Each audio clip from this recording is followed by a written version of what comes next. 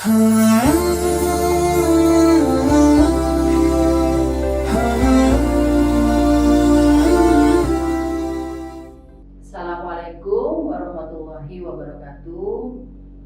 Alhamdulillahirabbil alamin. Wassalatu wassalamu ala asrofil anbiya'i wal mursalin wa ala alihi wa ashabihi ajma'in. Rabbi shrah li sadri wa yassir amri wahlul 'uqdatam min lisani yafqahu qawli. Allahumma sholli ala sayyidina Muhammad wa ala ali sayyidina Muhammad.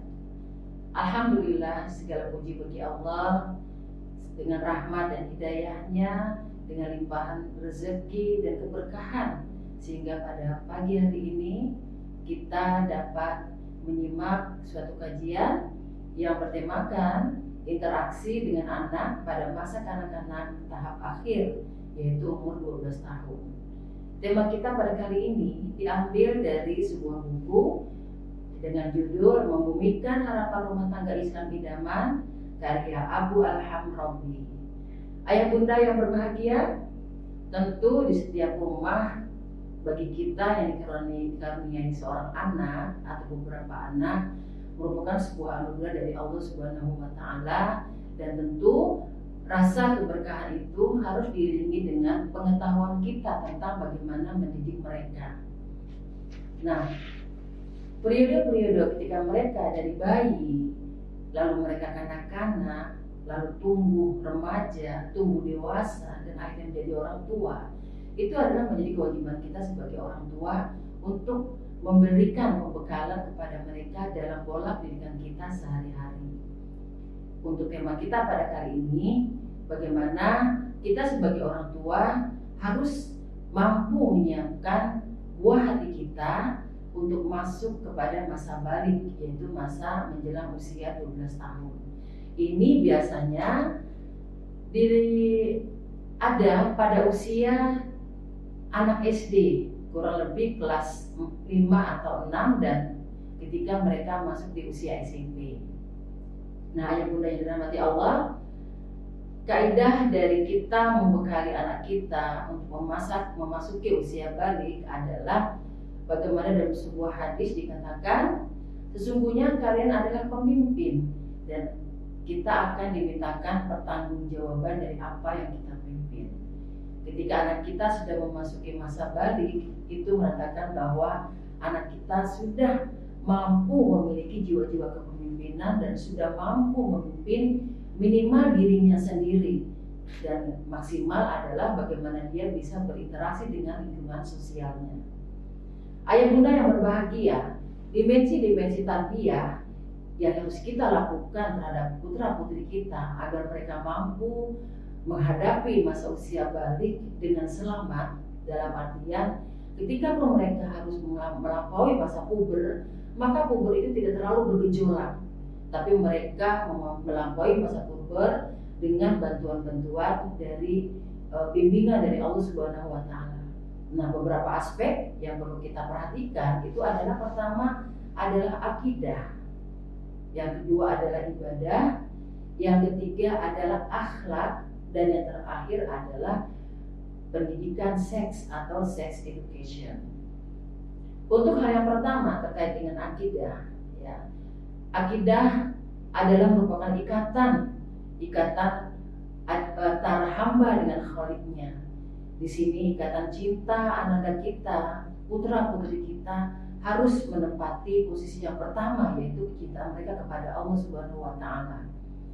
Ketika kecintaan mereka kepada Allah Subhanahu wa Ta'ala berada di atas segalanya, maka sikap yang akan muncul kepada mereka adalah sikap muraqabatullah. Artinya mereka senantiasa merasa dijaga oleh Allah.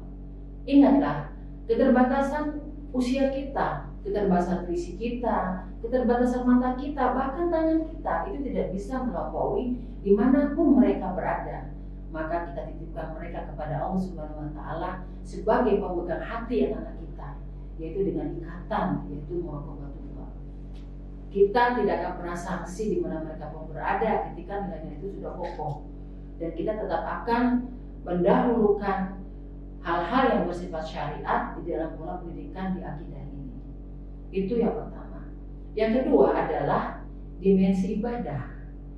Dimensi ibadah adalah bagaimana implementasi dari akidah tersebut. Dalam hadis dikatakan, apabila kita mencintai Allah, maka turutilah Rasulnya. Maka ibadah ini merupakan implementasi dari akidah yang diyakini oleh anak kita. Dan ibadah ini, ayah-bunda sekalian, mencakup berbagai macam aspek dalam perkembangan anak kita. Di antaranya adalah aspek perkembangan fisik. Yang kedua adalah fisiologi. Yang ketiga adalah perkembangan gerak. Yang keempat adalah perkembangan indera.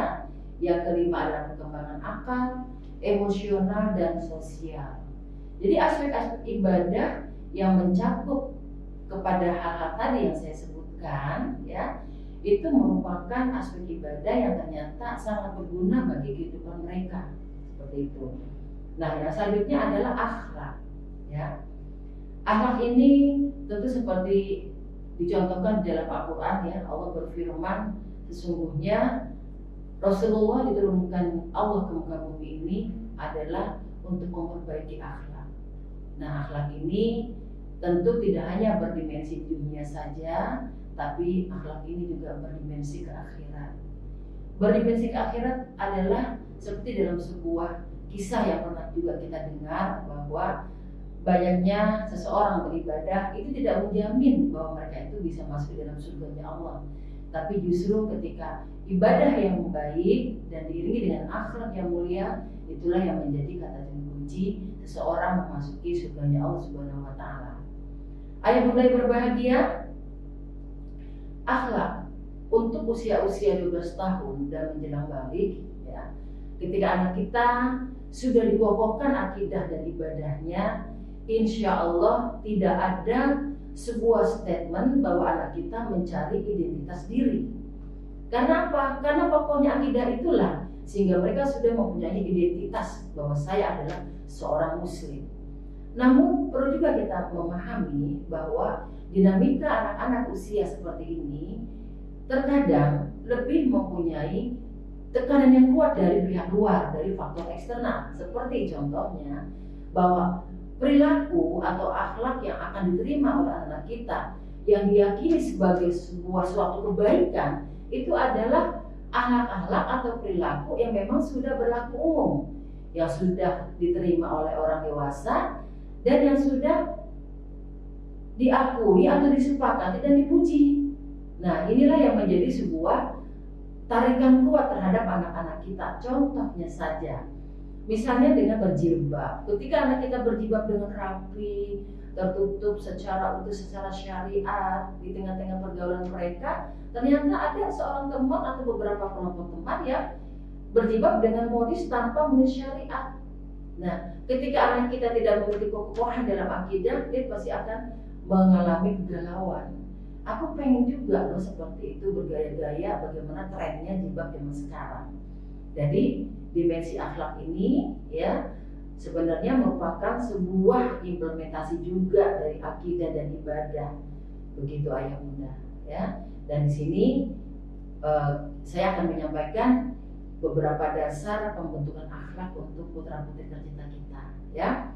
Yang pertama adalah menjaga adab. Yang kedua, kejujuran. Yang ketiga, dapat menjaga amanah. Yang keempat, ya, dapat menjaga rahasia. Dan yang kelima adalah kebersihan hati dari penyakit dengki. Akhlak, kita disuruh mencontoh pribadi Rasulullah Muhammad SAW. Dengan keagungan akhlak beliau, tidak lagi juga seorang sahabat yang mengambil kemuliaannya, tapi juga para musuh-musuhnya mengakui kemuliaan Rasulullah SAW. Nah, akhlak, dasar-dasar pembentukannya pertama adalah dimulai dari adab. Ya, adab ini adalah tata krama, tata aturan yang memang sudah dicontohkan oleh Rasulullah, baik sikap, perilaku maupun perbuatan. Dan adab ini, ayah bunda yang berbahagia, banyak mencakup pada aspek kehidupan di mana interaksi anak kita dengan dunia luar itu selalu berjalan, ya, dari hari ke hari, dari waktu ke waktu, dari usia ke usia. Nah, Beberapa adab yang perlu diperhatikan itu adalah adab kepada orang tua, kepada guru, adab bertetangga, adab meminta izin, adab makan dan minum, dan adab penampilan. Ini aspek dari akhlak yang perlu kita perhatikan. Tentu hal ini perlu pelatihan dari ketika mereka masih sebelum balik. Contoh, ketika anak kita masih kecil, masih lucu-lucunya, terkadang barangkali ya bisa jadi ada juga beberapa orang tua yang ingin mencoba model baju anak-anak, anak wanita, anak perempuan, dicobakan pakai celana panjang ya untuk keluar rumah. Memang itu bukan hal yang buruk ya, karena mereka belum mengenali masa usia balik gitu. Tapi ketika kita melihat kepada faktor jenis kelamin gitu kan, maka ada berpakaian dari anak-anak kita tentu harus disesuaikan dengan jenis kelaminnya ya. Biasakanlah mereka berjilbab ya, agar ketika mereka besar juga mereka sudah terbiasa dengan jilbabnya. Lalu contoh yang lain adalah minta izin ya. Minta izin ini juga tidak serta-merta mereka akan selalu minta izin kepada kita ketika mereka ada keperluan keluar, tapi perlu contoh dari kita sebagai orang tua. Ya, kita sebagai orang tua jangan pernah lupa bahwa adab ini tidak hanya diajarkan melalui tulisan-tulisan dan tidak hanya disuruh-suruh, tapi dimulai dari diri orang tua. Karena anak-anak akan lebih banyak mencontoh dari apa yang orang tua perbuat ketimbang dari apa yang orang tua katakan. Yang kedua adalah terkait dengan kejujuran. Kejujuran ayah bunda sekalian yang sudah kita ketahui ya, secara sosial masyarakat ya, secara opini yang bersebar, kejujuran adalah mata uang yang berlaku di mana saja. Dan kejujuran ini merupakan sebuah bukti dari akidah. Seseorang yang memang jujur mengatakan Allah itu adalah sebagai Tuhannya, Allah sebagai ilah yang dia sembah, maka kejujuran dalam perilakunya juga harus sesuai bahwa segala sesuatu, segala apa yang menjadi keputusannya, segala apa yang menjadi tata cara dia berbuat itu harus sesuai dengan ketentuan Allah Subhanahu wa taala. Dan kejujuran ini, ayah bunda sekalian, harus selalu dilatih dan benar-benar harus diaplikasikan. Ada sebuah cerita dari kehidupan kita sehari-hari. Ketika seorang ibu tidak punya uang, lalu anaknya minta uang. Umi, minta uang lah saya mau jajan, begitu. Tapi serta-merta Umi mengatakan, Umi nggak ada uang loh, begitu. Tanpa sengaja, ya, anaknya memperhatikan ternyata banyak koleksi-koleksi tas Uminya atau barang-barang Uminya yang tidak penting, kok ada gitu. Kenapa Uminya mengatakan tidak jujur? Kalau dia tidak jujur, tidak punya uang, tentu kan orang tua Uminya tidak punya apa-apa, katakan seperti itu. Nah ini harus hati-hati. Atau mungkin ketika ada tamu datang, Uminya bilang sama anaknya, Dek, nanti kalau ada tamu yang cari Umi, katakan ya, Umi tidak ada di rumah, Umi lagi arisan. Padahal Uminya berpesan itu dan Uminya ada di rumah. Nah saat itu anak mencerna, ya anak membaca. Oh seperti itu nilai kejujuran yang akan dia terima dari Uminya. Nah ini harus hati-hati ayah bunda sekalian. Ya kita harus mawas diri. Kejujuran itu harus ya, diaplikasikan dan benar-benar harus ditunjukkan kepada anak kita seperti itu. Yang ketiga adalah menjaga rahasia, ya, menjaga rahasia, terutama di usia-usia seperti ini, di mana kita bersebaran di dunia infotainment, di dunia media sosial, ya, betapa sudah tidak ada lagi aib ya antara kamar dengan jalanan, antara pribadi seseorang dengan orang yang lain. Disinilah kita harus bisa menjaga rahasia. Rahasia yang bagaimana sih? Rahasia matamu, rahasia mulutmu, dan rahasia hatimu. Artinya apa? Ketika Allah sudah menutup aib seseorang, maka janganlah dia kita buka. Atau ketika kita memang datang berkunjung ke rumah seseorang, ada adab-adab bertamu, ya bagaimana kita datang ke rumah seseorang untuk terhijab juga posisi kita dengan pintu ruang tamu. Itu ada dalam rangka juga menjaga rahasia, dalam rangka untuk menutup aib si pemilik rumah, begitu. Dan rahasia ini ya tentu dimulai juga dari diri kita, ya. Ketika misalnya ya kadang kan ada di antara anak itu, Umi jangan bilang sama Abi ya begini-begini. Kita harus pegang dan jangan pernah kita membocorkan kepada suami kita, begitu. Ya, dan ini akan menjadikan sebuah bukti ya bahwa memang di dalam menjaga rahasia ini ya itu juga sebenarnya sudah menjaga adab mereka terhadap interaksi di masyarakat. Ya. Yang keempat adalah menjaga amanah. Menjaga amanah ya ini juga merupakan salah satu sebuah risalah Rasulullah bagaimana sifat dari utama Rasulullah itu adalah amanah. Ya. Amanah ini secara sederhana adalah kita menjadi orang yang bersesuaian antara apa yang dipesan dengan apa yang harus kita berikan. Dan amanah ini semuanya akan dipertanggungjawabkan di sisi Allah Subhanahu wa taala.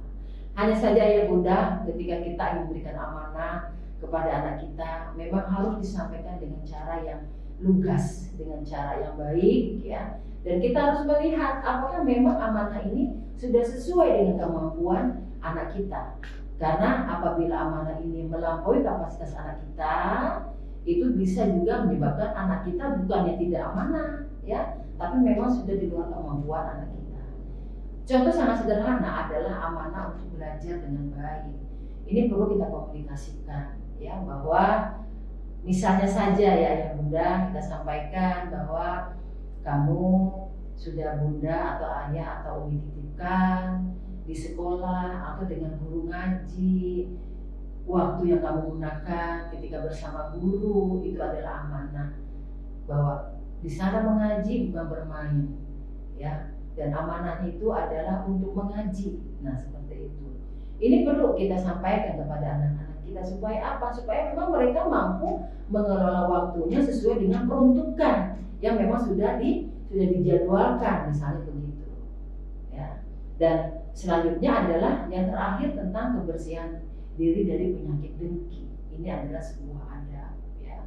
Mungkin kita semua, ayah bunda dan saya, semua dalam proses menuju kepada kebersihan hati ini. Namun rasa dengki dan penyakit hati dan rasa dengki ini memang bisa dikarenakan faktor keimanan kita ya, atau juga mungkin dikarenakan faktor pikiran-pikiran kita yang tidak fokus kepada ibadah-ibadah kita. Ketika kita fokus dengan ibadah kita, ketika fokus dengan aib-aib kita, ya, dan kita fokus dengan diri kita dalam artian untuk perbaikan diri, untuk pengembangan potensi diri, maka insya Allah dengki tidak akan ada pernah dalam hati kita. Dan kita harus berusaha terus menghapusnya dengan lafaz istighfar. Ya. Yang terakhir adalah pendidikan seks. Ya. Pendidikan seks ini kita sudah kehilangan momen ya, ketika kita terlambat dan ketika kita tidak memanfaatkan kesempatan-kesempatan kita bersama putra-putri kita. Saat ini sudah banyak guru yang memberikan pendidikan seks kepada anak-anak kita. Yang paling besar porsinya itu adalah media sosial. Mereka tanpa assalamualaikum, mereka tanpa kulungan, mereka tanpa ketok pintu, mereka langsung masuk ke dalam kamar anak-anak kita untuk menjadi guru, untuk menjadi pengganti kita, pengganti umi dan abinya. Namun tetaplah anak adalah anak. Ketika mereka barangkali ya sudah mendengar, sudah melihat, tetap perlu penjelasan. Dan di sekolah ya biasanya pembahasan tentang seks edukasi ini adalah di kelas 6. Di kelas 6 itu dibahas tentang bagaimana pertumbuhan masa pubertas, bagaimana ciri-ciri sekunder dan primer perkembangan pria dan wanita, dan juga bagaimana proses mandi wajib. Ketika kita mengadakan kepada sosok institusi, dan ketika anak kita ternyata sudah lebih awal memasuki masa balik, maka kita ketinggalan momen itu ayah bunda. Jadi sekarang kita harus banyak akal. Sudah banyak sarana-sarana yang dapat kita gunakan seperti buku-buku atau mungkin banyak pendekatan-pendekatan yang kita berikan kepada anak-anak kita terhadap seks edukasi ini tanpa menghilangkan substansinya atau tanpa terlalu vulgar sehingga kita juga bingung dari mana ya kita memulai. Nah, beberapa pintu dari kita untuk memasuki pendidikan seks pada anak kita, yang pertama adalah secara ilmiah. Pendekatan secara ilmiah ini adalah tinjauan atau pembicaraan kita secara bagaimana fakta-fakta biologis yang memang kelihatan di seharian. Contohnya, ada seorang ibu hamil, ada seorang ibu menyusui, ada seorang ibu yang membawa anak kecil. Itu bisa jadikan sebuah tema bahwa, nah, dulu kamu juga seperti itu. Dulu kamu juga masa bayi, kamu dilahirkan sama ibu, masa bayi, menyusui, dan seterusnya. Dan pada akhirnya mungkin kita nggak bisa mengatakan bahwa proses adanya bayi itu adalah melalui pembuahan. Dan ketika pendekatannya adalah pendekatan ilmiah, maka anak kita akan tercukupi dan akan terlengkapi pengetahuan tentang hal-hal yang sudah didapat di luar. Karena Bapak Ibu sekalian, bahwa informasi dari apapun selain dari orang tua itu biasanya tidak pernah gamblang. Kok si A bilang begini, si B bilang begini, begitu kan. Bahkan banyak ya dari survei yang saya lakukan, katakanlah, sebenarnya bukan survei ya, kita jejak pendapat aja ke anak-anak muda kelas 6 begitu kan. Ternyata sangat sedikit di antara mereka itu yang terbuka dengan orang tuanya ketika mereka memasuki usia baru. Misalnya sekedar untuk mengatakan, Bunda, kok saya ini ya sudah mens, misalnya begitu, atau saya sudah mimpi basah, atau bundanya bertanya sendiri, kamu kok keramas pagi-pagi. Nah, kalau kita sudah memberi bekal kepada kita dengan santai, mereka menganggap, iya Mi, saya kemarin mandi basah, mimpi basah begitu.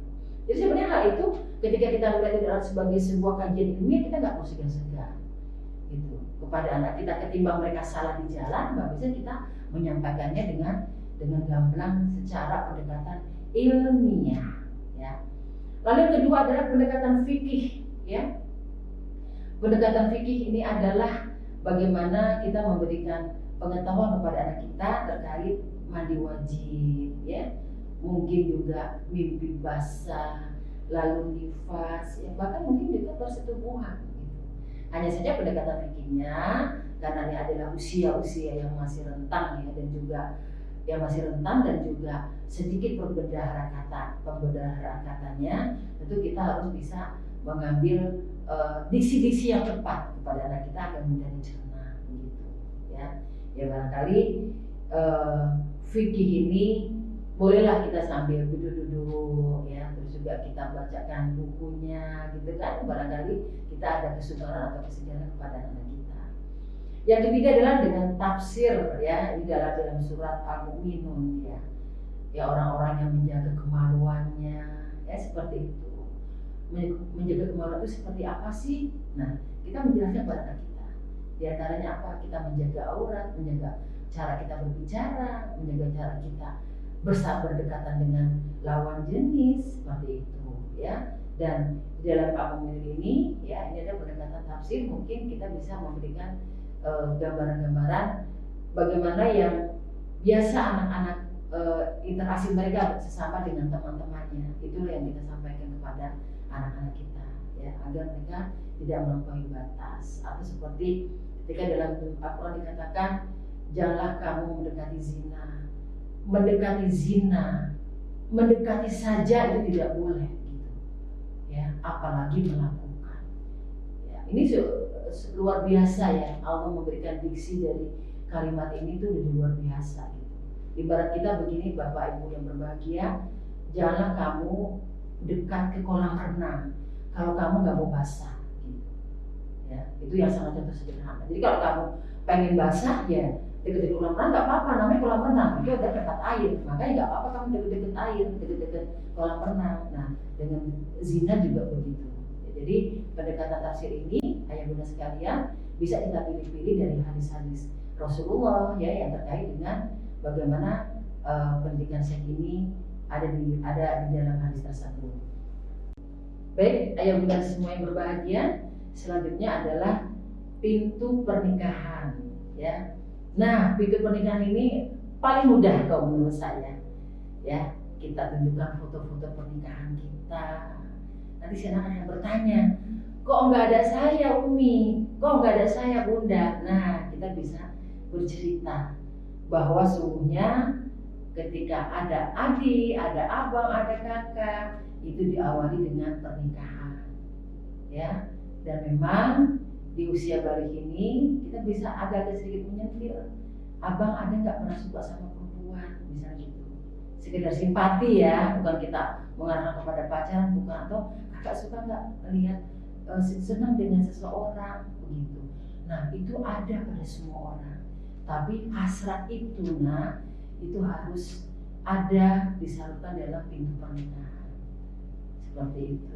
Jadi pernikahan itu ya merupakan sebuah cara dari Allah Subhanahu wa taala untuk menyalurkan fitrah biologi setiap manusia, dan tidak dibenarkan penyaluran itu kecuali melalui pernikahan. Nah, ya ini mungkin bisa menjadi sebuah pintu, atau mungkin jika kita datang menghadiri undangan, begitu, menghadiri undangan, ya, kenapa sih orang harus menikah sih ini? Nah itu bisa kita ceritakan. Jadi carilah momen-momen yang kita tuh bisa masuk, karena kita sebagai orang tua kan agak sungkan juga ya. Atau tiba-tiba begini, Umi apaan sih kok tiba-tiba ngomong seperti itu gitu, nggak ada hujan kok tentu ngomong seperti itu. Nah jadi kita harus pandai mencari pintunya. Pintu itu apa ayah bunda?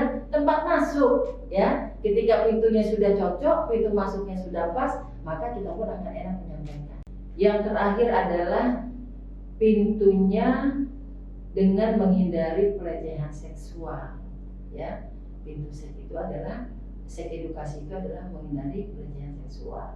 Dengan cara bagaimana? Tentu Allah sudah memberikan tuntunannya ya. Yang perempuan tutup aurat, yang laki-laki juga ada batasan auratnya. Lalu bagaimana berinteraksi dengan sesama teman ya, karena di usia-usia seperti ini sedang masa-masa grouping ya dalam bergaul begitu. Jadi artinya tetap kita harus tanamkan kepada anak-anak kita wilayah-wilayah mana yang boleh terlihat, wilayah-wilayah mana yang boleh tersentuh. Karena situasi hari ini ya, rasa-rasanya saya sebagai seorang ibu khawatir juga kok punya anak laki-laki dan punya anak perempuan begitu. Karena zamannya memang sudah berbeda. Nah, ayah bunda yang berbahagia, marilah sama-sama kita ingat bahwa celah untuk terjadinya kekerasan seksual itu tidak selamanya selalu dimulai dengan kekejian, kekejaman, sesuatu yang menyakitkan. Bahkan banyak juga sesuatu yang dari kelembutan, dari perhatian, bahkan dari sikap empati. Nah, awalnya mereka empati, awalnya mereka terkesan kayak perhatian, peduli, aware, tapi akhirnya menjerumuskan. Nah, ini perlu jadi bekal kepada anak-anak kita bahwa baik laki maupun perempuan, karena usia-usia mereka ini usia-usia rentan ya, di mana mereka itu kalau nggak merokok kayaknya nggak jantan gitu, kalau nggak boncengan sama cewek kayaknya nggak laki-laki. Nah, ini perlu ada penguatan dari kita bahwa kita yang laki-laki juga hati-hati ya dalam berinteraksi dengan perempuan, dan yang perempuan juga harus berhati-hati berinteraksi dengan laki-laki. Jangan sampai terjadi pelecehan seksual baik secara verbal maupun secara gestur ya, ataupun secara interaksi secara langsung yang secara berterus terang gitu. Jadi ayah bunda yang berbahagia, semoga interaksi kita sebagai orang tua di masa akhir anak-anak, yaitu di usia 12 tahun ini, bisa berjalan dengan baik, bisa berjalan dengan mulus ketika semuanya itu sudah dimulai ketika mereka belum memasuki usia ini. Tidak ada kata yang terlambat, dan juga tidak ada hal-hal yang membuat kita untuk tidak mau belajar. Insya Allah dengan doa, dengan ikhtiar, masalah-masalah di usia ini dapat kita atasi dan Allah menjaga putra-putri tercinta kita. Semoga bermanfaat. Lebih dan kurang saya mohon maaf, kepada saya mohon ampun. Assalamualaikum warahmatullahi wabarakatuh.